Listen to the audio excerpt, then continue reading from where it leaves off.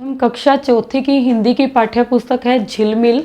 उसका पाठ 5 है गुब्बारे पर चीता, वो हमने पढ़ लिया। उसके हम MCQ मल्टी चॉइस क्वेश्चन यानी कि एक एक नंबर वाले बहुविकल्पीय को प्रश्नों को करेंगे। आइए शुरू करते हैं। प्रश्न नंबर 1, गुब्बारे पर चीता कहाँ से आया था? गुब्बारे के ऊपर जंगल से, पहाड़ी से, सर्कस से, चिड़ियाघर से। तो वो कहाँ से आया था? भाग के सर्कस से। ठीक है। सर्कस का क्या नाम था? Royal circus, Apollo circus, Asian circus, Bombay circus. तो इस सर्कस का क्या नाम था? बम्बई सर्कस। उसके बाद अगला है, दीवार पर सर्कस का जो इश्तिहार लगाया था उसमें इश्तिहार का क्या अर्थ था? इम्तिहान, इंतजार, एक माला का हार या विज्ञापन। तो इश्तिहार का अर्थ क्या होता है? पोस्टर या विज्ञापन। सर्कस पार्टी कहाँ आई हुई थी? मेला ग्राउंड में, स्कूल के पास एक मैदान में, स्कूल के अंदर ग्राउंड में, मंदिर के पास एक मैदान में। तो हमने पाठ में पढ़ा था वो स्कूल के पास के एक मैदान में आई हुई थी। तो हमारा आंसर ख है। उसके बाद अगला है,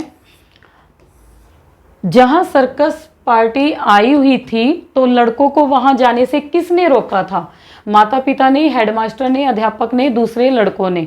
तो हमने पाठ पढ़ा था तो हेडमास्टर ने सब बच्चों को वहां जाने से मना किया था। तो इसका सही आंसर ग बनेगा। बलदेव पीछे बैठा हुआ अपनी कॉपी पर किसकी तस्वीर बना रहा था? तो हमने जब पाठ पढ़ा था हमने देखा था वो शेर की तस्वीर बना रहा था। इसके ऑप्शन क्या दिए हुए? चीता की, शेर की, हाथी की, वनमानुष की। तो सही आंसर क्या है? ग, शेर की। जब सर्कस आया तो पहला तमाशा उसी रात को शुरू होने वाला था। उसी दिन कौन सा वार था, अर्थात कौन सा दिन था? जब हमने पाठ पढ़ा था तो बलदेव कह रहा था कि काश कल इतवार होता, शनिवार ना होके इतवार होता तो मज़ा आता। तो यानी कि अगले दिन शनिवार था, तो उस दिन कौन सा वार होगा? शनिवार से एक पहले शुक्रवार। तो हमारा आंसर क्या बनेगा? शुक्रवार। इसमें ऑप्शन दे रखा है शनिवार, बृहस्पतिवार, इतवार या रविवार, शुक्रवार। तो हमारा सही आंसर शुक्रवार होगा। उसके बाद अगला है, बलदेव सर्कस देखने किसकी मर्जी से आया था? लड़कों की, भागकर, हेडमास्टर की या फिर माता पिता की? तो वो भागकर आया था। तो हमारा सही आंसर क्या बनेगा? ग, भागकर। उसके बाद है,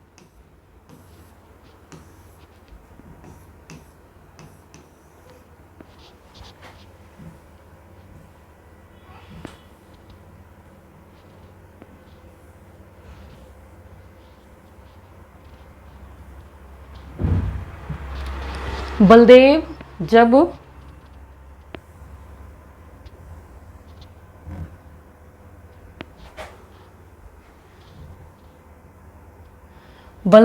सर्कस देखने गया तो उस दिन कौन सा दिन था जिस दिन सर्कस देखने गया था?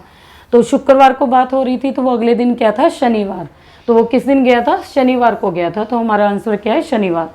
बलदेव के अनुसार सर्कस में कौन सा जानवर अन्य जानवरों से जानदार था? शेर, भालू, चीता, कुत्ता। तो चीता उसे सबसे ज़्यादा ताकतवर लगा, बाकी सारे जानवर मरियल से लग रहे थे। उसके बाद अगला है,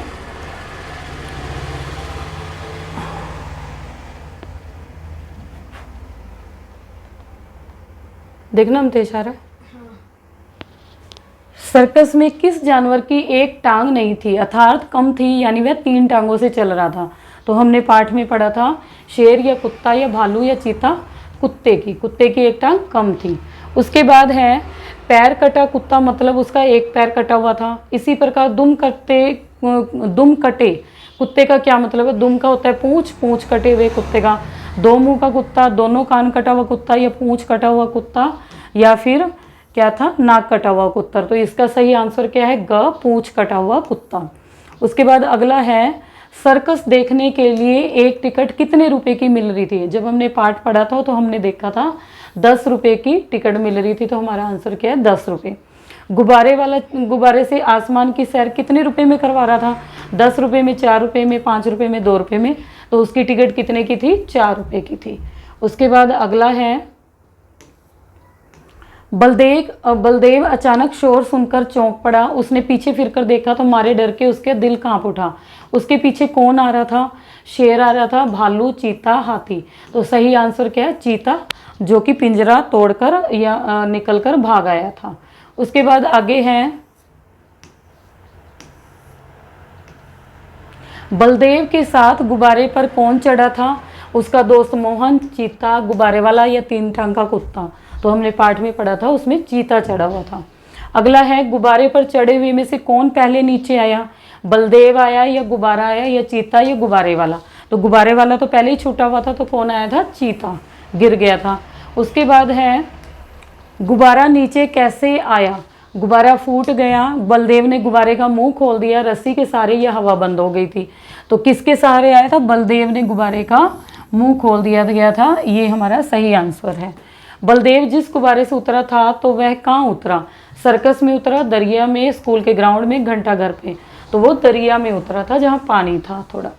उसके बाद अगला है, पाठ गुब्बारे पर चीता में आए शब्द अलबत्ता का क्या अर्थ है? बेकार में, मधुमक्खियों का छत्ता, आदेश या बेशक? तो अलबत्ता का अर्थ है बेशक। इन चारों में से बेशक शब्द का अर्थ होता है अलबत्ता। पाठ में आए शब्द नाहक का क्या अर्थ है? विज्ञापन, बेकार में, शेर, बड़ी नाक वाला? तो नाहक का मतलब होता है कि बेकार में ही आया वो, वहाँ पर जब उसने टिकट खरीद ली थी तो उसको ये अफसोस हो रहा था। आगे है, बेतहाशा शब्द का अर्थ इनमें से क्या होगा? बेशक, बेईमान, बिना इधर उधर देखे तेजी से, बताशा? तो इसका अर्थ क्या होएगा? बिना इधर उधर देखे तेजी से। उसके बाद है, चीता चाहता तो बड़ी आसानी से बलदेव को चट कर जाता, मगर उसने ऐसा नहीं किया क्योंकि चीता बीमार था, चीता डरा हुआ था, चीते के दांत तोड़ रखे थे। तो क्या आएगा? चीते को आदमी का मांस पसंद नहीं था, इसका आंसर आएगा चीता डरा हुआ था। उसके बाद आगे है, गुब्बारा ऊपर कैसे उड़ रहा था? जब गुब्बारे पे दोनों चढ़े हुए थे तो वो कैसे उतर रहे थे, चढ़े कैसे हुए थे, और गुब्बारा कैसे उड़ रहा था? गुब्बारे में गैस थी, गुब्बारे के पंख थे, गुब्बारे में मशीन लगी थी, गुब्बारा एक पक्षी था, तो गुब्बारे में गैस भरी हुई थी, इस वजह से गुब्बारा उड़ रहा था। गुब्बारे पर चीता पाठ में सर्कस का एक दृश्य है, यानी कि सर्कस का एक दृश्य है, नज़ारा है। सर्कस के बहुत से जानवरों के नाम पाठ में आए हैं, निम्न में से किस जानवर का नाम नहीं आया है? तोता का, बकरी का, वनमानुष का, घोड़े का? तोते का भी आया था, बकरी का भी आया था, वनमानुष, घोड़े का नाम कहीं भी नहीं आया। उसके बाद है, हाथ पाँव फूल जाना मुहावरे का क्या अर्थ होगा? हाथ पाँव सुन्न हो जाना, हाथ पाँव मोटे हो जाना, हाथ घबरा जाना या ताकत आना? तो हाथ पाँव फूल जाने का मतलब होता है घबरा जाना। उसके बाद है, लोग चिल्ला चिल्लाकर बलदेव को बचने के उपाय बता रहे थे, मगर बलदेव के तो होश उड़े हुए थे। ठीक है, इसमें होश उड़ने का क्या अर्थ होता है? बेहोश होना, बहुत डर जाना, गुब्बारे उड़ना, भूख लगना? तो बहुत डर जाना, वो बहुत ज़्यादा डर गया था क्योंकि चीता उसके साथ गुब्बारे पर थे।